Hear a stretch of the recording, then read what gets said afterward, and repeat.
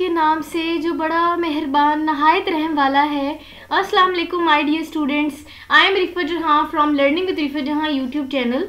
As you all know that we are discussing the last chapter of FSC Part 1 Biology, and that is transportation.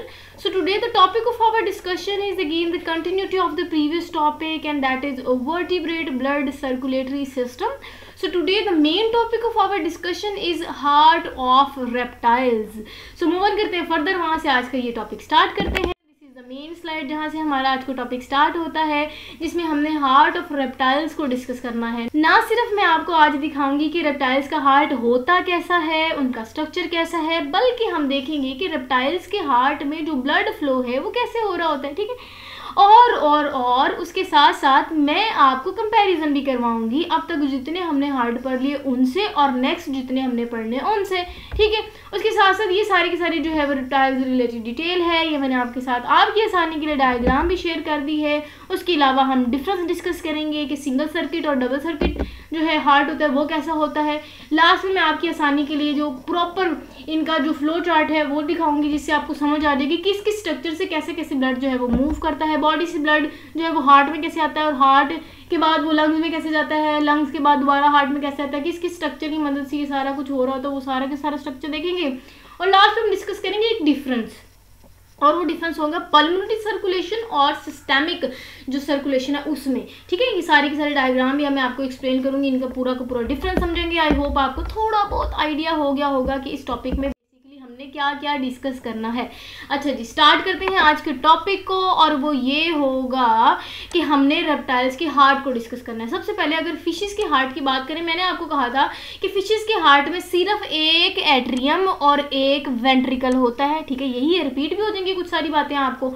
उसके साथ हमने कहा था कि ये सिंगल सर्किट है, क्योंकि इनमें जो ब्लड फ्लो है वो एक डायरेक्शन की तरफ हमें जाता हुआ नजर आता था. उसके बाद हमने डिस्कस किया था एम्फीबियंस का हार्ट.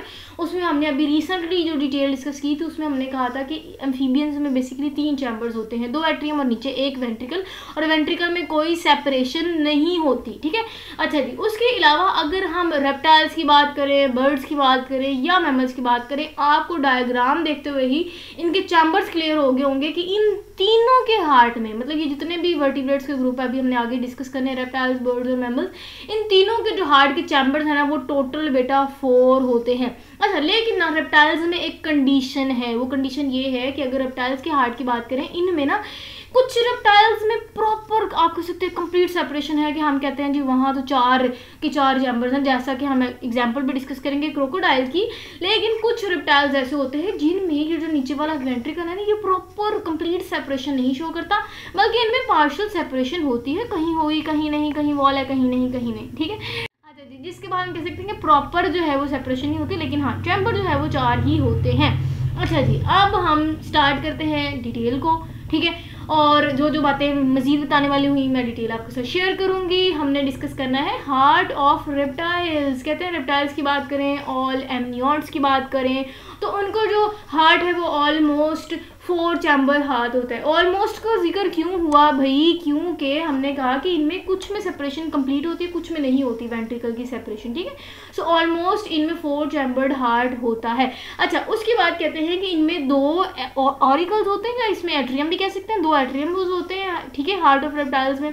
अच्छा, लेकिन नीचे कंडीशन उन्होंने बता दी. उन्होंने कहा कि जो नीचे वेंट्रिकल है बेटा वो इनकम्प्लीटली जो है वो पार्टीशनड होता है, मतलब कंप्लीट उसमें किसी हद तक किसी रेप्टाइल्स में नहीं देखने को जाती.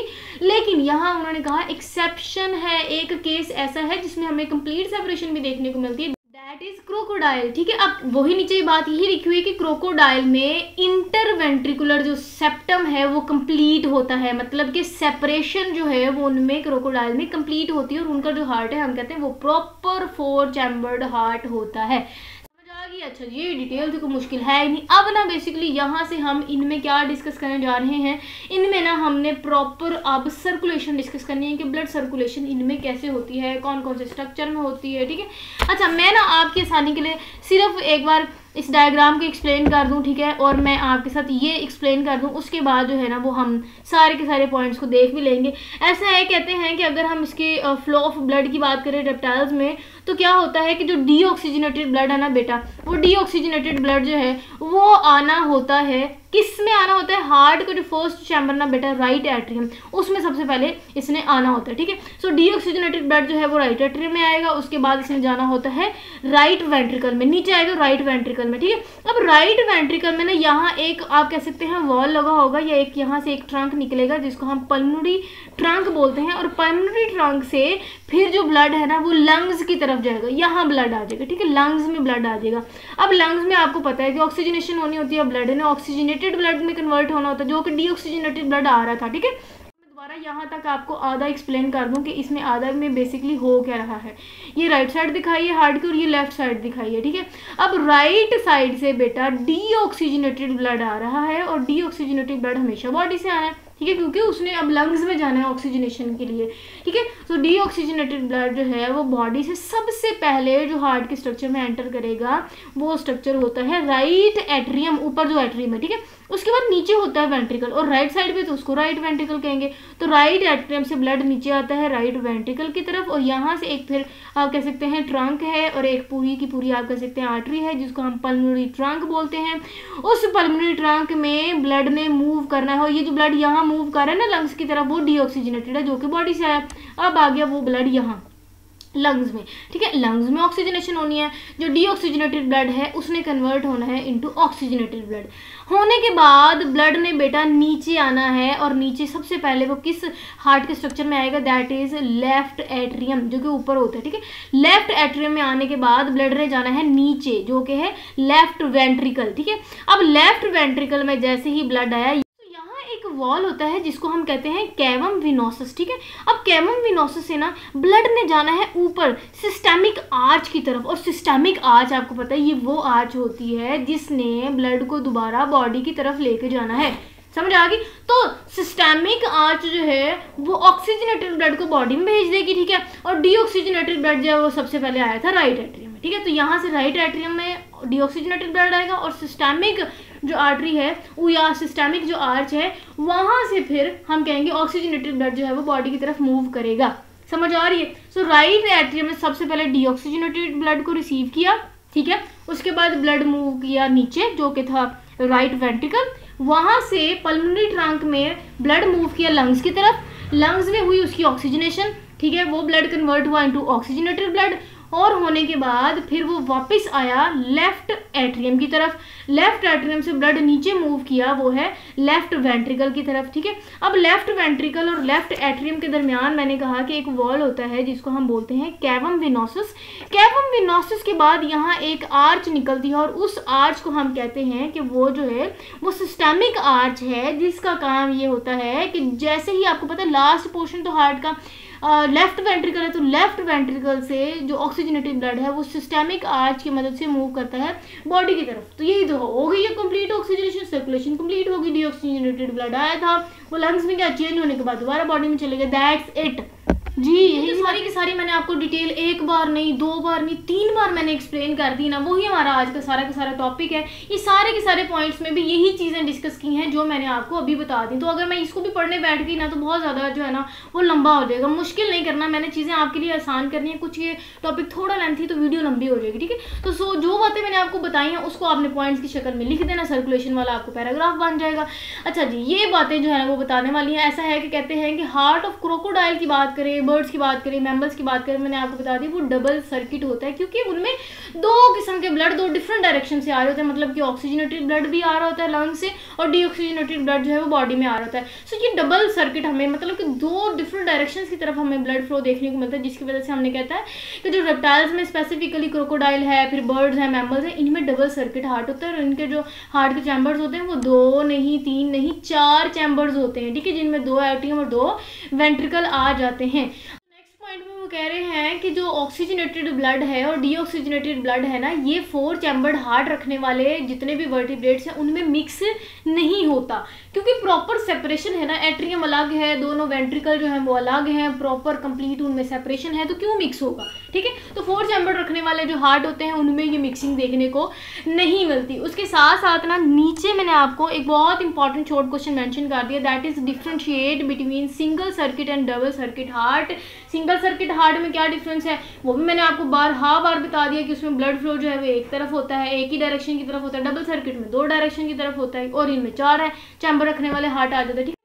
इसी तरह की सारी डिटेल है। इसके बाद ना उन्होंने यही सारी की डिटेल मैंने जो आपको सर्कुलेशन में बताई वही कुछ डिटेल यहाँ है। कहते हैं कि अगर हम एयोर्टिक ट्रंक की बात करें वो हमेशा जो है वो मर्ज करती है, निकलती है फ्रॉम लेफ्ट वेंट्रिकल, क्योंकि लेफ्ट वेंट्रिकल आपको पता है एक तो ये थोड़ा साइज में बड़ा होता है और ये थोड़ा पावरफुल होता है बाकी चैम्बर्स की या बाकी जो इसका पार्ट है उसके मुताबिक ये थोड़ा सा ज़्यादा मजबूत और थोड़ा बड़ा होता है। क्यों? क्योंकि लेफ्ट वेंट्रिकल हार्ट का वो पार्ट होता है या वो चैम्बर होता है जिसने ब्लड को कॉन्ट्रैक्ट करने के बाद पुश करना होता है पूरी की पूरी बॉडी में। अब बॉडी में डिफरेंट पार्ट्स तक ब्लड जाना हो तो आप खुद अंदाजा लगाएं कि कितनी जोर से उसको पंप करना पड़ता है, ठीक है। तो यही वजह है कि लेफ्ट वेंट्रिकल जो है वो हमेशा साइज में बड़ा और थोड़ा मजबूत होता है। सो कहते हैं कि ये जो लेफ्ट वेंट्रिकल है वहीं से एयोर्टिक ट्रंक निकलते हैं, मतलब काफ़ी सारी ब्रांचेस निकलती हैं, ठीक है, जो कि फिर ऊपर हेड रीजन की तरफ जाती हैं तो उसको कैरोटिड बोलेंगे, और बॉडी की तरफ जाएगी तो उसको सिस्टेमिक आर्चेस बोलते हैं, जो कि इस एयोर्टिक ट्रंक से निकलती है, ठीक है। मेन तो लेफ्ट वेंट्रिकल से एयोर्टिक ट्रंक निकलेगी, ठीक है। तो एयोर्टिक ट्रंक में ऑक्सीजनेटेड ब्लड जाता जाता फिर आगे फर्दर डिवाइड करता है कैरोटिड में या सिस्टेमिक आर्चेस में, ठीक है। नेक्स्ट पॉइंट में ना एक कंडीशन लिखी हुई है, कहते हैं कि बर्ड्स की बात करें तो उसमें लेफ्ट सिस्टेमिक आर्टरी जो है वो डिसअपेयर होती है, और अगर हम मैमल्स की बात करें उनमें राइट जो सिस्टेमिक आर्टरी होती है वो डिसअपेयर होती है। कैसे वो मैं आपको बताती हूँ। लेट्स सपोज कि ये ना हार्ट है, मैं सिर्फ आपको समझाने की जरूरत कोशिश कर रही हूँ, माउस से जो है ना हार्ट प्रॉपर नहीं बनता। आप कहेंगे पता नहीं मैम ने कोई कीड़ा मकोड़ा बनाया है, ऐसा है कि हार्ट है। यहाँ से ना जो लेफ्ट साइड पे जाएगा उसको हम कहेंगे लेफ्ट सिस्टेमिक आर्च, और जो राइट साइड पे निकलती है उसको हम कहते हैं कि ये राइट सिस्टेमिक आर्च है।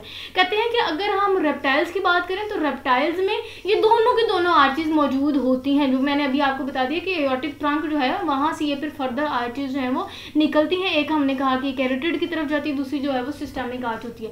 लेकिन उन्होंने कहा इसमें कंडीशन ये है कि बर्ड्स में ये लेफ्ट नहीं होती, ठीक है। ये थोड़ा सा डिफरेंस है कि बर्ड्स में लेफ्ट साइड वाली जो सिस्टेमिक आर्च है वो नहीं होती, और मैमल्स में ये जो राइट साइड वाली सिस्टेमिक आर्च है वो नहीं होती। मैमल्स में क्योंकि हम भी आ जाते हैं तो हमें भी ये राइट सिस्टेमिक आर्च मौजूद नहीं होती। कुछ कंडीशन थी वो भी हमने डिस्कस कर ली। वो है कि पहला पॉइंट वो ये मॉडिफिकेशन रिलेटेड कह रहे हैं, कहते हैं कि ये जो हम नीचे पॉइंट डिस्कस करेंगे ना ये तकरीबन कॉमन होते हैं बर्ड्स में भी, मैमल्स में भी और रेप्टाइल्स में भी। यही वजह है कि आज ना सिर्फ हम रेप्टाइल्स का हार्ट को डिस्कस करें, बर्ड्स के हार्ट को बल्कि मैमल्स के भी हार्ट को ओवरऑल हम आज डिस्कस करेंगे, ठीक है। सो कहते हैं कि पहला पॉइंट ये है कि अगर हम ब्लड की बात करें, कहते हैं ब्लड जो हमेशा इन तीनों किस्म के वर्टिब्रेट्स में आता है ना, तो जो राइट साइड पे आता है वो हमेशा कहते हैं कि वो डीऑक्सीजनेटेड ब्लड होता है, वो लंग्स की तरफ जाता है, और लंग्स के बाद जो लेफ्ट एट्रियम में आता है वो ब्लड जो है वो ऑक्सीजनेटेड होता है। नहीं समझ आई? मैं आपको डायग्राम में फिर समझा देती हूँ। कहते हैं कि इनमें ना तीनों में, बर्ड्स हो गए, मैमल्स हो गए, रेप्टाइल्स हो गए, इनमें जो राइट साइड से ब्लड आता है वो हमेशा डीऑक्सीजनेटेड ब्लड होता है, ठीक है। उसने जब लंग्स में जाना है और लंग्स के जाने के बाद उसने जब लेफ्ट और साइड ऑफ द हार्ट में आना है, स्पेसिफिकली उसका जो लेफ्ट एट्रियम है उसमें आना है, तो वो जो ब्लड होता है वो ऑक्सीजनेटेड होता है। तो राइट साइड से हमेशा डीऑक्सीजनेटेड ब्लड जाएगा लंग्स की तरफ, और लंग्स से हमेशा लेफ्ट एट्रियम में या लेफ्ट साइड में हमेशा जो है वो ऑक्सीजनेटेड ब्लड जाता है, ठीक है। यही बातें लिखी हुई। तो लेफ्ट एट्रियम जो है वो ब्लड को फिर लेफ्ट वेंट्रिकल की तरफ मूव करता है। कहते हैं कि ये जो लेफ्ट वेंट्रिकल है मैंने अभी आपको बताया ये थोड़ा साइज में बड़ा होता है, थोड़ा मजबूत होता है, क्योंकि इसने ब्लड जो है ना इसने पंप करना होता है पूरी बॉडी के एक एक पार्ट तक, तो ये जो है ना वो बहुत स्ट्रांगली कॉन्ट्रैक्ट करता है, ठीक है।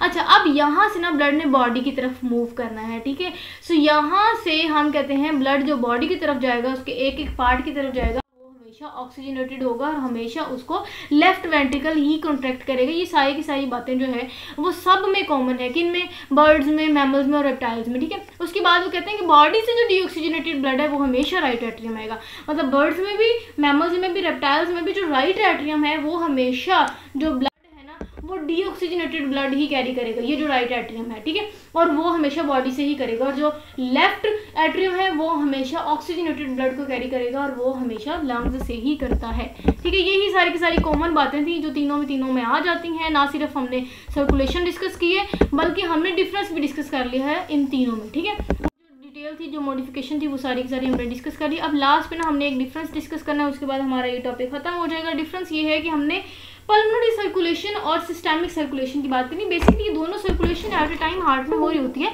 लेकिन इसमें पल्मोनरी का मतलब है कि ये जो सर्कुलेशन होती है ये हार्ट और लंग्स के दरमियान होती है, ठीक है। पल्मोनरी का मतलब होता है लंग्स, यहाँ से आपने हिंट ले लेना है कि इनमें जो सर्कुलेशन, अब सर्कुलेशन से आपने ब्लड की सर्कुलेशन लेनी है, तो इसमें जो ब्लड की सर्कुलेशन है वो हमेशा हार्ट और लंग्स के दरमियान होती है, और इसमें जो सर्कुलेशन होती है, सिस्टेमिक का मतलब होता है बॉडी, सो इसमें जो सर्कुलेशन है वो हमेशा बॉडी एंड हार्ट के दरमियान हो रही होती है। मजीद कुछ पॉइंट्स हैं वो हम डिस्कस करते हैं। कहते हैं कि इनमें पल्मोनरी सर्कुलेशन में ना कुछ पल्मोनरी आर्च होती है जो हमेशा डीऑक्सीजनेटेड ब्लड को राइट वेंट्रिकल में लेके आएगी, और राइट वेंट्रिकल में जाहिर है इससे पहले राइट वेंट्रिकल से आने से पहले राइट एट्रियम में जाएगा, ठीक है, सीक्वेंस वाइज अगर मैं बताऊँ तो, फिर उसके बाद राइट वेंट्रिकल में आएगा, फिर वो जाएगा लंग्स की तरफ, ठीक है, ये आ गया। तो यहाँ आप समझ रहे हैं कि यहाँ क्या हुआ कि इसमें हार्ट और लंग्स का जिक्र हुआ कि हार्ट से डीऑक्सीजनेटेड ब्लड लंग्स में गया, तो इस किस्म की हम सर्कुलेशन को कहते हैं कि ये जो है ये पल्मोनरी सर्कुलेशन है।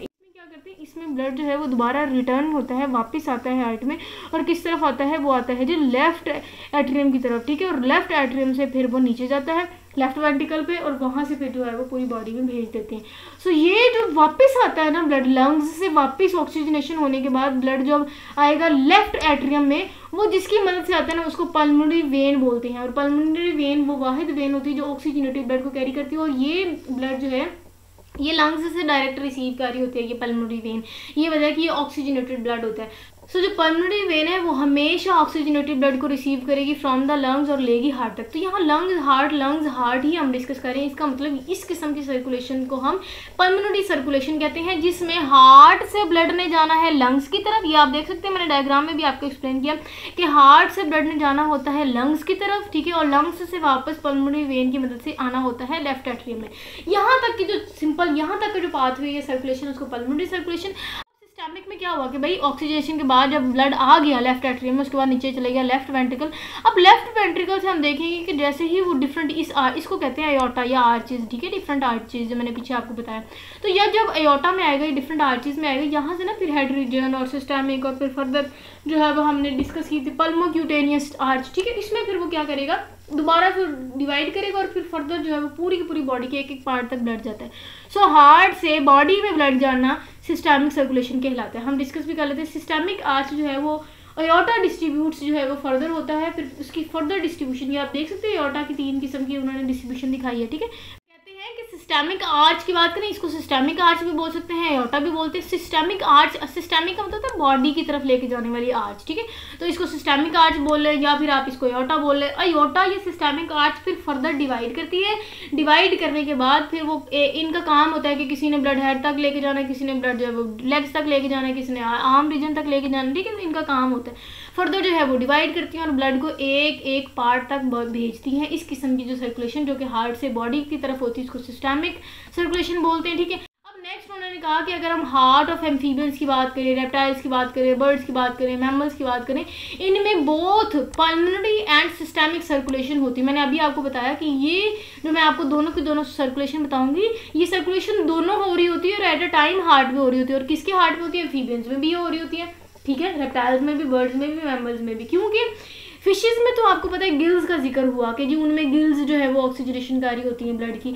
लेकिन अगर हमने एम्फीबियंस की बात की थी, रेप्टाइल्स की, बर्ड्स, मैमल्स, इन तमाम में हमें पल्मोनरी सर्कुलेशन देखने को मिलती है क्योंकि यहाँ लंग्स का जिक्र है, ठीक है।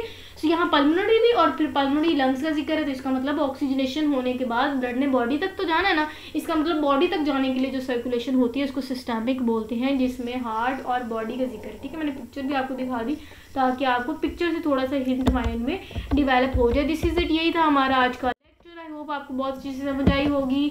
अगर नहीं समझ आई तो फिर भी आपने क्वेश्चन पूछना है कमेंट सेक्शन में, ठीक है। और हाँ, लास्ट पे यही कहती हूँ कि चैनल को सब्सक्राइब करना ना भूलिएगा, बेल आइकन भी प्रेस कीजिएगा, जिससे ये होगा कि इस चैनल रिलेटेड न्यू नोटिफिकेशन आपको बर वक्त मिल जाएंगी इंशाल्लाह। इसके बाद जो हमने मेन टॉपिक स्टार्ट करना है अपना, that is transport in man, के भाई ह्यूमंस में ट्रांसपोर्टेशन कैसे हो रही होती है, ठीक है, उनकी डिटेल्स हमने इसके बाद इंशाल्लाह अपने आप को पढ़ना है। हमें बड़ा मज़ा आने वाला है, जब हम खुद को पढ़ते हैं तो बड़ा मज़ा आता है, इंटरेस्टिंग लगता है हमें वो टॉपिक, ठीक है। सो नेक्स्ट टॉपिक तक मुझे दीजिए इजाज़त, अपना बहुत सारा ख्याल रखिएगा, स्टे कनेक्टेड एंड अल्लाह हाफिज़।